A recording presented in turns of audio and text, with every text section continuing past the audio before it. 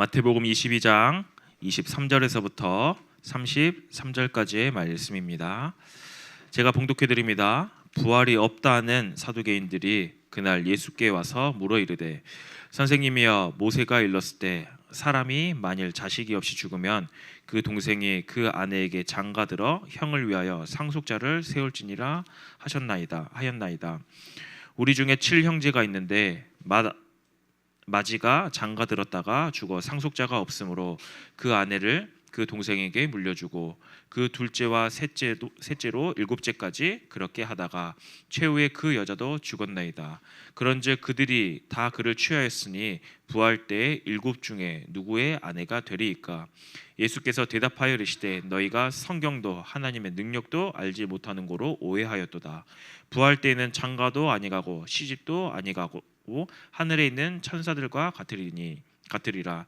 죽은 자의 부활을 논할진대 하나님이 너에게 말씀하신 바 나는 아브라함의 하나님이요 이삭의 하나님이요 야곱의 하나님이로라 하신 것을 읽어보지 못하였느냐? 하나님은 죽은 자의 하나님이 아니요 살아있는 자의 하나님이시리라 하시니 무리가 듣고 그의 가르침에 놀라더라. 아멘. 오늘 말씀의 제목은 산자의 하나님입니다. 여러분, 만약에 하얀 종이 위에 기어다니는 작은 개미 한 마리를 상상해 보세요. 개미의 시야는요 되게 좁아요. 개미는 앞, 뒤, 왼쪽, 오른쪽 이것만 볼 수 있고 이렇게만 움직일 수 있어요. 즉 개미 수준에서는 2차원 세상에만 존재하는 것이죠.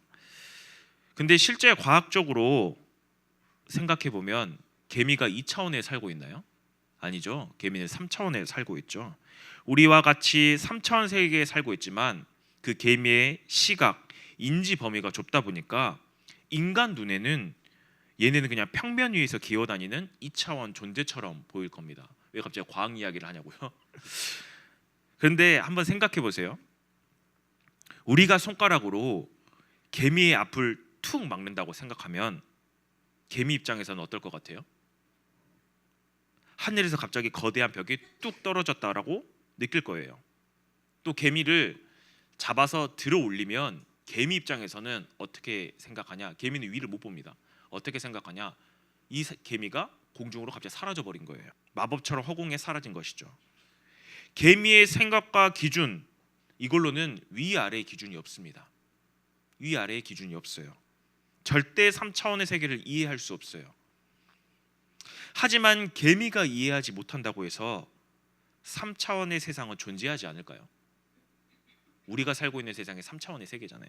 단지 개미의 시야가 좁고 인지 범위가 좁기 때문에 오해하고 있을 뿐이죠. 뜬금없이 오늘 이 이야기를 왜 끄집어내냐? 오늘 본문이 바로 2차 종이 위에 개미처럼 2차 세상에 살고 있는 이 개미처럼 자신들의 짧은 생각과 이성 안에 갇혀서 엄청난 착각을 하고 살고 있는 그들이 존재하고 있어요. 등장합니다. 사람들이 바로 사두개인들입니다. 그들 눈에는 눈에 보이는 세상의 전부인 줄 알고 살아가다가 온 우주의 만물의 주인이신 예수님 앞에 찾아와 황당한 질문을 하는 게 오늘 본문의 내용입니다. 여러분들, 오늘 말씀을 통해서 우리가 믿는 하나님은 어떠한 분이신지, 그리고 우리의 좁은 생각으로 하나님의 세상을 우리가 또 어떻게 오해하고 있는지, 그리고 하나님의 백성은 어떻게 살아가야 되는지 함께 말씀으로 나누고자 합니다. 지난주 말씀에서 가이사 세금 논쟁에서 바리새인들이 완패를 하자 이번에는 바리새인의 라이벌이었던 사두개인들이 등장합니다. 사두개인들은 당시 유대 사회에서 대제사장 가문을 독점하고 있었던 최고 권력자들이자 엄청난 부자들이었어요. 근데 이들에게는 되게 독특한 신앙관이 있었습니다. 그 신앙관이 무엇이냐? 바로 23절에 그들은 부활이 없다고 주장하고 믿는 사람들이었어요. 이들은 영혼도 없고 천사도 없고 죽은 후에 사후 세계도 없다고 전혀 믿지 않았던, 영적 세계 자체를 아예 부인하고 살았어요. 오직 눈에만 보이는 물질과 현실, 그리고 돈과 권력의 전부라고 믿었던 지극히 극단적인 현실주의자들이었습니다. 이제 그런 그들이 예수님을 황당하게 만들려고 신명기에서 나오는 계대 결혼, 이게 무엇이냐면 형이 자식 없이 죽으면 동생의 그 형수와 결혼을 해서 대를 이어주는 제도입니다. 이것을 이용해서 황당한 가설 이야기를 지금 예수님 앞에 펼치고 있는 거예요. 이야기는 이렇습니다. 예수님, 어떤 집에 7 형제가 있습니다. 첫째가 결혼했다가 자식이 없어 죽어서 둘째가 형수랑 결혼했고, 둘째도 죽어서 셋째가, 그렇게 7 형제가 다 한 여인과 살다가 죽었습니다. 자, 그렇다면 당신이 말하는 부활이 진짜 있다면 천국에서는 이 여자는 도대체 누구의 아내가 됩니까? 7명이 다 데리고 살았는데 누구의 아내입니까? 여러분들이 지금 생각하기에 이 계대 결혼, 이거는 이때 당시 이스라엘의 사회 문화였어요. 사회 제도와 이 과부된 여인들을 보호하기 위한 이제 하나의 조치 방법이었기 때문에 막 이상하게 볼 필요는 없어요. 이거는 이때 당시 고대 이스라엘의 이제 그런 문화였으니까 아, 이런 제도가 있었구나라고 생각하시면 돼요. 사두개인들이 이 예수님에게 질문을 하고 나서 속으로는 굉장히 쾌재를 불렀을 겁니다. 부활이 있다면 천국은 개족보가 되는데 족보가 완전히 꼬이고 엉망이 되는 곳이잖아. 그러니까 부활 같은 소리 하지 마십시오. 그냥 비아냥거리는 거였어요. 천국, 부활? 그런 말 같지도 않은 소리 하지 마십시오. 예수님은 이 얄팍하고 무지한 공격을 한치의 망설임도 없이 그들을 향해 강력한 책망을 날리십니다. 그게 바로 29절이에요. 너희가 성경도 하나님의 능력도 알지 못하는 거로 오해하였도다. 예수님이 지금 사두개인들이 하나님과 천국에 대해 철저히 착각하고 있는 2가지 오해를 이야기하고 계시는 거예요. 그 첫 번째가 무엇이냐? 그들이 하나님의 능력을 알지 못했대요. 지금 사두개인들은 하나님의 능력을 겨우 인간의 수준으로 제한해 버린 거예요. 그들은 천국을 그저 이 땅에서 조금 삶이 연장되어지는 곳, 그 정도로 생각했어요. 그래서 이 땅에서 결혼해서 가정을 꾸리고 사니까 천국에서도 그렇게 똑같이 살 것이라고 착각한 거예요. 하지만 예수님은 천국에 대해서 완전히 다른 차원의 이야기를 선포하십니다. 그게 30절입니다. 부활 때에는 장가도 아니 가고 시집도 아니 가고 하늘에 있는 천사들과 같으니라. 여러분들 여기서 오해하면 안 돼요. 이 말씀을 듣고 아, 천국에선 결혼이 없으니까 이 땅의 결혼은 쓸모없네, 그런 뜻이 절대 아니에요. 여러분, 결혼과 가정은요, 하나님이 인간에게 주시는 가장 특별하고 위대한 최고의 축복이에요. 왜 그러냐? 우리는 가정을 통해서 부모와 자식 간의 이런 사랑과 이런 것들, 그리고 내 부부와의 이 사랑을 통해서 하나님의 따뜻한 사랑을 배우게 되어지고요, 서로를 깊이 사랑하는 행복을 미리 맛보는 거예요. 하나님이 가정을 통해서 미리 맛보게끔 하시는 거예요. 결혼과 가정은 이 땅에서 누릴 수 있는 하나님이 주신 최고의 축복인 것이죠.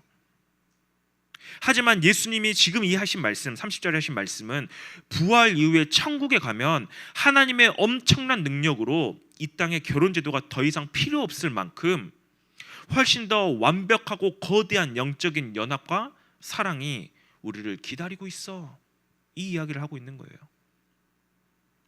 이 땅의 결혼을 통해 맛보았던 사랑과 행복이 마치 작은 샘플 같은 거라면 천국에서는 하나님과의 완전한 교제를 누리며 더 이상 결혼이 필요하지 않을 만큼 완전한 사랑과 기쁨을 누리게 되는 것, 이게 천국의 비밀이거든요. 이게 바로 하나님의 능력이거든요. 근데 사두개인들은 그 하나님의 능력을 인간의 짧은 생각, 이 땅의 그 짧은 생각, 이성과 그 지식의 한계에 갇혀서 하나님은 이런 분이야, 천국은 이런 곳이야, 선을 그어버린 거예요. 왜 그럴까요? 앞에서 이야기했던 것처럼 사두개인들은 영적인 세계가 없다고 이야기하는 지극히 현실주의자들이었던 것이죠. 그래서 하나님을 자기 능력과 자기 수준에 가둬버리는 거예요. 그러면서 사두개인들이 2번째 오해했던 것이 무엇입니까? 바로 성경을 알지 못했다라고 이야기를 해요. 사두개인들이 성경을 몰랐을까요? 사두개인들은 모세오경이 성경의 모든 것인 것 마냥 이야기하며 달달달 외웠어요. 성경에 대한 지식이 엄청나게 많은 사람이에요. 그 모세오경을 달달달 외우면서 통째로 외우다시피 했던 당대에 굉장히 똑똑했던 사람들입니다.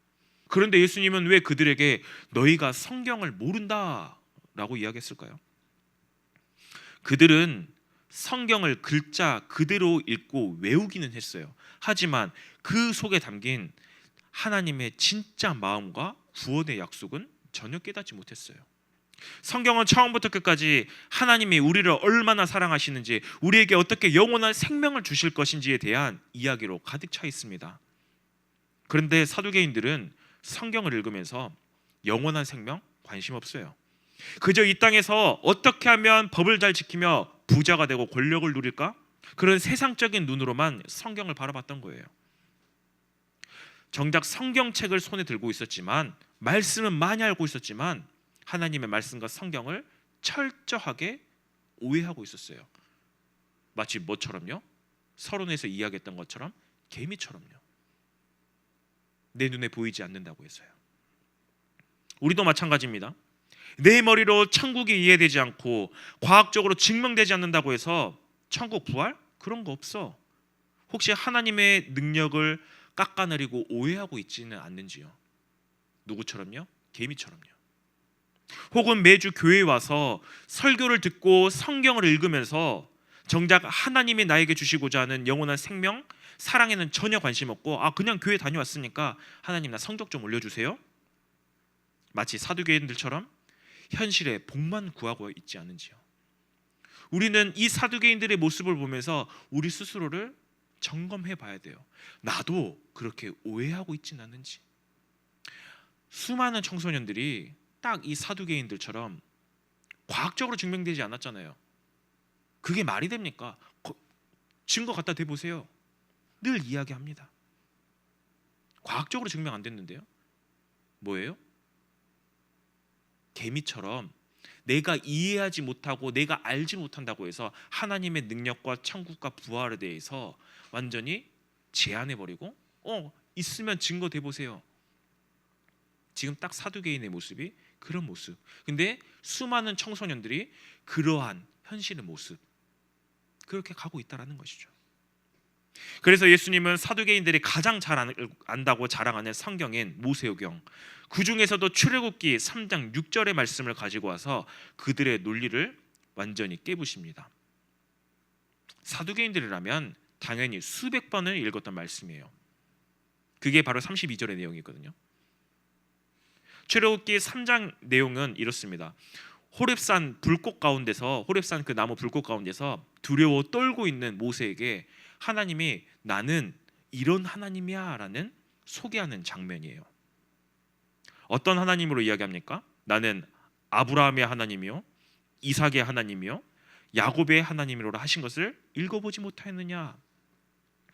하나님은 죽은 자의 하나님이 아니요 살아있는 자의 하나님이시라. 여러분 잘 생각해 보세요.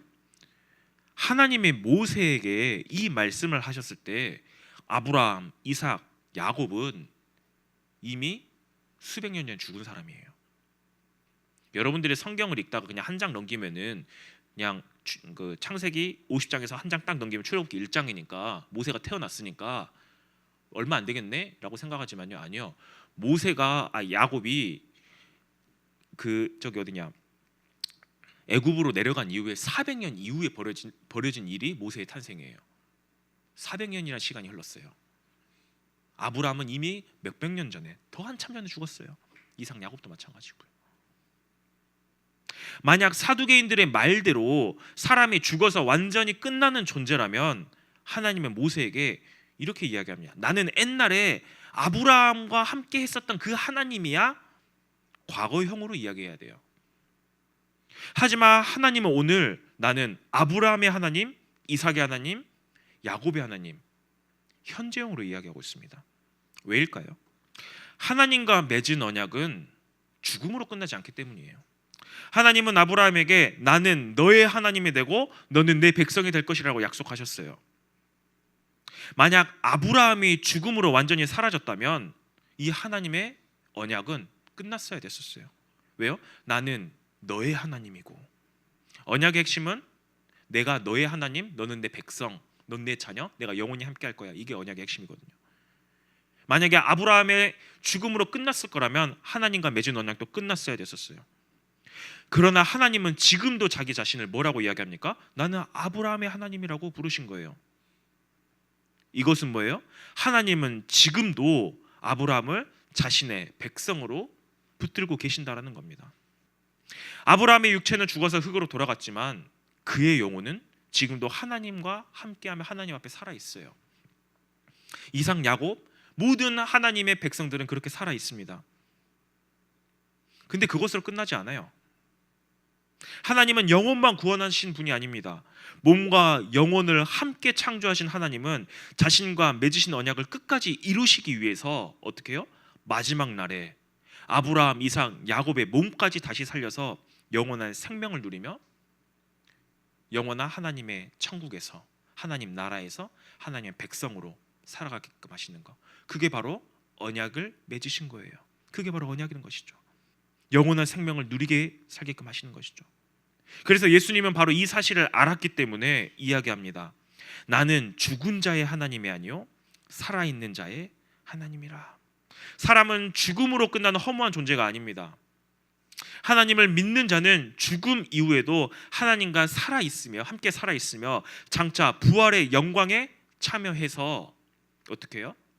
하나님 나라에서 영원히 하나님과 함께함을 누리며 살아가는 것, 바로 이게 사두개인들이 전혀 이해하지 못했던 하나님의 능력이었어요. 더 놀라운 사실은 그 옛날 아브라함과 이삭과 야곱의 삶 속에서 경험했던 바로 그 살아계신 하나님이 오늘 우리와 함께 하시는 그 하나님이시라는 거예요. 하나님은 과거의 역사 속에만 존재하거나 성경 속에 갇혀 계시는 분이 아닙니다. 하나님은 죽음조차도 가둘 수 없는 전능하신 하나님이시며 지금도 살아계셔서 우리의 학교, 가정, 내 친구의 모든 관계, 내 미래까지도 다스리시는 어떤 하나님이세요? 산자의 하나님, 산자의 하나님이시라는 거예요. 그러므로 우리는 죽음을 두려워하는 사람들이 아니라 살아계신 하나님을 믿는 그 사람들이에요. 여러분들이 생각하기에 부활은 먼 미래 이야기인 것처럼 느껴집니까? 아니에요. 지금도 살아계신 하나님이 우리와 함께 하신다는 그 사실이 바로 우리 부활의 신앙의 시작점이 되어지는 것이죠. 근데 이 사실을 몰랐던 사두개인들은 어떻게 되어집니까? 하나님을 내 수준으로 오해하며 내 방법으로 오해하며 하나님은 이런 하나님이잖아 딱 잘라서 오해하고 있었던 거예요. 그래서 그들은 눈에 보이는 돈이 전부야, 성적 올려서 좋은 대학 가고 이 땅에서 잘 먹고 잘 사는 게 가장 좋은 거야, 죽으면 끝인데 천국? 아 그런 거 없어, 그냥 이 땅에서 잘 먹고 잘 살기만 하면 돼. 눈앞에 현실만 보고 살아가고 있었어요. 우리도 혹시 그렇게 살아가고 있지는 않지요. 그래서 그들은 죽음이란 벽에 갇혀서 하나님을 겨우 이 땅에서 내 소원이나 들어주는 무능한 분으로 오해하며 살아가고 있습니다. 그러나 오늘 예수님은 우리에게 말씀하십니다. 너희 하나님은 죽음에 갇힌 분이 아니다. 죽음도 가둘 수 없는 바로 산자의 하나님이시다. 우리는 이 땅에서 몇십 년 살다가 흙으로 사라질 허무한 존재가 아닙니다. 죽음을 뚫고 영원한 생명을 주시는 전능하신 하나님의 소유로 살아있는 자예요. 만약 우리가 이 땅의 삶이 전부라면 우리는 시험 성적 하나에 목숨을 걸어야 되고요, 친구 관계가 조금 틀어지면 인생이 끝난 것처럼 절망하고 세상의 노예로 살아갈 수밖에 없어요. 하지만 이 땅 너머에 죽음도 거둘 수 없는 하나님의 능력이 있고 내가 영원히 살 천국 백성이라는 이 사실을 성경을 통해서 우리가 올바르게 알고 있다면 우리는 세상 기준에 쉽게 흔들리지 않습니다. 때로는 내가 곧 시험 기간이죠. 시험을 좀 못 봐요. 낙심할 수는 있어요. 하지만 절망하지 않습니다. 친구 관계가 조금 깨졌어요. 나랑 너무나도 친한 친구의 관계가 깨졌어요. 네, 실망할 수는 있어요. 낙심할 수는 있어요. 하지만 절망하진 않습니다. 그게 끝이라고 생각하진 않아요. 왜 그럴까요? 내 진짜 가치와 내 미래는 영원한 하나님 나라에 보장되어 있기 때문이에요. 그 산자의 하나님은 먼 미래에 만나는 분이 아닙니다. 천국에 가서 하나님 나왔어요 이렇게 만나는 분이 아니에요. 과거 아브라함의 삶을 완벽하게 인도하셨던 것처럼 지금 여기 여러분들이 내일 학교 갑니다. 그 학교 현장에서, 학원 현장에서, 가정 현장에서 나와 함께 숨쉬며 역사하고 계시며 나를 지키고 보호하시는 그 하나님이시라는 거예요. 여러분, 이번 한 주간 죽음도 가둘 수 없는 그 주님의 능력을 더욱더 의지하며 영원한 천국 백성답게 매일의 삶을 멋지게 살아가는 우리 모든 예일의 청소년들 되길 바라겠습니다. 우리 함께 합심으로 기도하겠습니다.